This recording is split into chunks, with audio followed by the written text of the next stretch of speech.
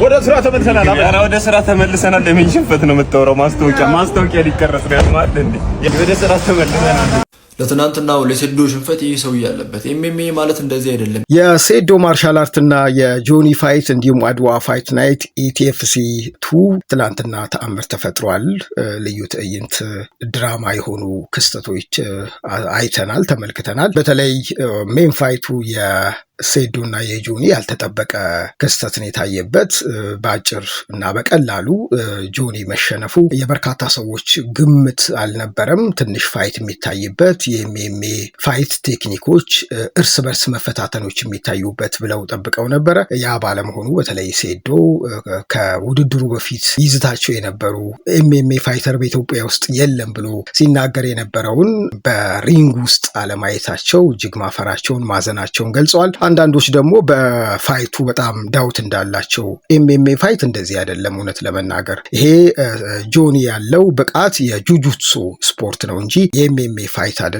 አንድ ቦክስ የማይሰነዝር እግሩን ማንሳት የማይችል ስፖርተኛ ኤምኤምኤ ፋይተር ነው ብሎ የኤምኤምኤ ፋይት እንዲያደርግ መጋበዝ ቴክኒካል ስህተት ነው ብለው የሚገልጹ አሉ። ስለዚህ ሴዶ ማርሻል አርት የተሸነፈበትም ምክንያት የውድድሩ ቅርጽ ትክክል አይደለም ብለው የሚገልጹ አሉ። ሴዶ ማርሻል አርት በርካታ ተቃውሞ እየገጠመው ነው። አንዳንዶች ደግሞ ለመረዳት እየሞከሩ ነው። በነገራችን ለሴዶ ማርሻል አርት ዛሬ ወደ ስራ ገብተናል የምን ሽንፈት ነው ብሎ መልእክት አስተላልፏል። ያው ሴዶ ምን ያህል ጠንካራ እንደሆነ ማሳያ ነው። በነገራችን ላይ የውድድሩ ድምቀት እንደሆነም እየተገለጸ ነው። በጭላሎ ቲዩብ እንደዚህ እንመለከታለን። ወደ ስራ ተመልሰናል። አረ ወደ ስራ ተመልሰናል። ለምን ሽንፈት ነው የምታወራው? ማስታወቂያ ሊቀረጽ ነው ያስማል እንዴ? ወደ ስራ ተመልሰናል።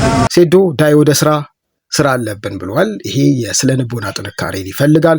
በዙሪያው ያሉ ሰዎች የብርታት አቅሙ እንደሆኑ ማሳያ ነው። በነገራችን ላይ መሸነፍና ማሸነፍ የውድድሩ አንዱ አካል ነው።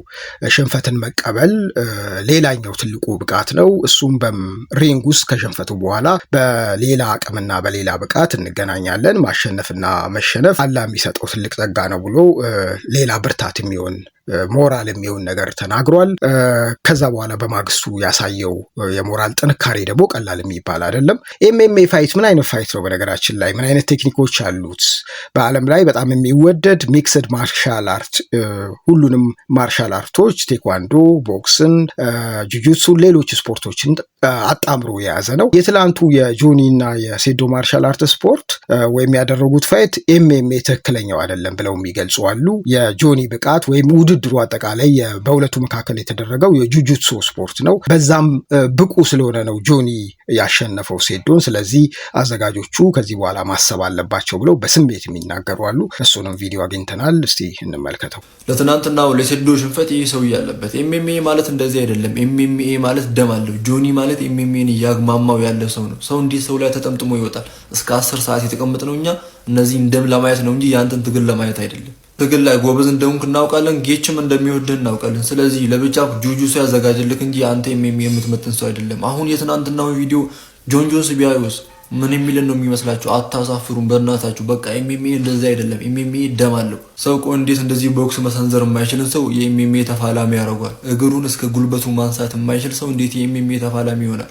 በጁጁትሱ ጨርሰው ልትወጣ ይወት። እስኪ አሁንም ደግሞ ኩዌሽን ሁዝ ኔክስት መስፍን ብሩ አይጫወትም። አናይም። ቢጫወት ራሱ አናይም። ምክንያቱም ለምን ትግል እንደ እባብ እንዲህ መሬት ለመሬት እንትን ስትል ለማየት ነው እስከ 10 ሰዓት የምንቀመጠው። አንተም በሙዋይታይ እንኳን እነሴዶ ዛራ ታሸንፋለች። ምንም በቃ ይቀራል። ጁጁትሱ ላይ ብቻ በርታ። ሴዶ ማርሻል አርት በብዙ መከራ ውስጥ ያለፈ ነው። ፈተናዎች የሚበግሩት አይደሉም። መውደቅ መነሳትን የለመደ ነው። ስለዚህ በቀጣይ ልክ እንደ ንቃተ ህሊና ሰርቶ ስሙን ክብሩን ይመልሳል። እንደምታስታውሱት ያው ሰው በወደቀ ሰው ላይ መረማመድ አይደል? በእርግጥ አንዳንድ ጊዜ በተናገር ነው አንዳንዴ እኛም ላይ ሊመጣ ይችላል። ግን መናገሩም ትክክል ነው ብሎም የሚያስቡ ሰዎች አሉ። የመናገሩ ውጤት ነው ለውድድሩ ለፕሮግራሙ ሞቅታ የሆነው። ምንም ባይፈጥር ኖሮ ይሄኛው ሴዶ ላይታወቅ ይችላል። ይሄ የአንዱ ቴክኒካል ብቃትን ማሳያ ነው ማለት ይቻላል። ይሄኛው ወጣት ደግሞ ሴዶን ምክር ይለግሰዋል። በዚህ መልኩ እንከታተለው።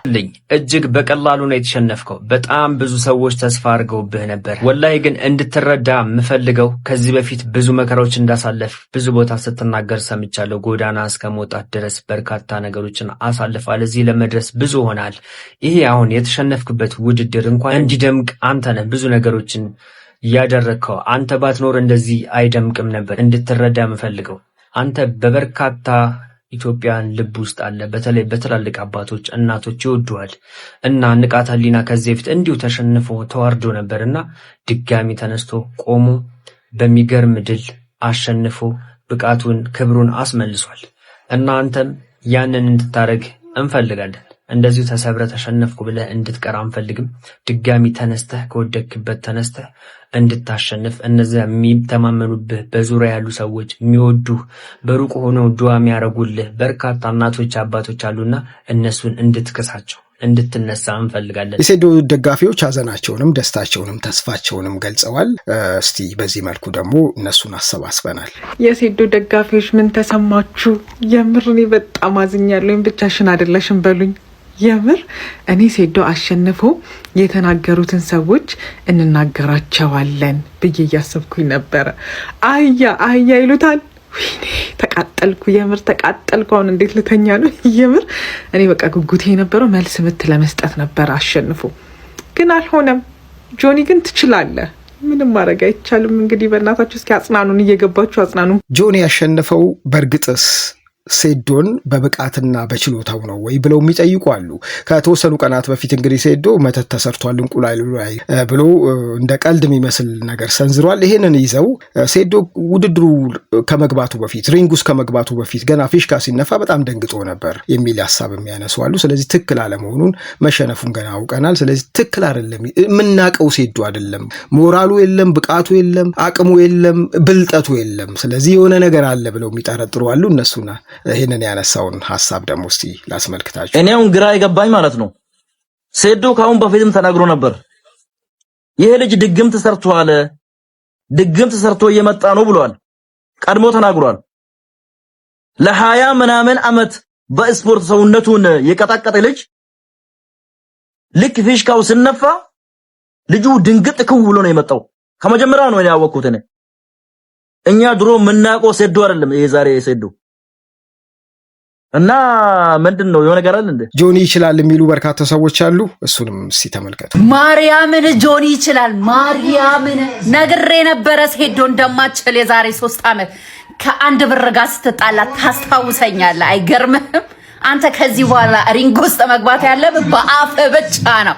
ከዛን ውጭ አሳሳሳስ እንደ ሀገር እኮ ነው ያሳረፍከን ጆኒ፣ እንደ ሀገር ኦፋይ ብዬ ልተኛ ነው።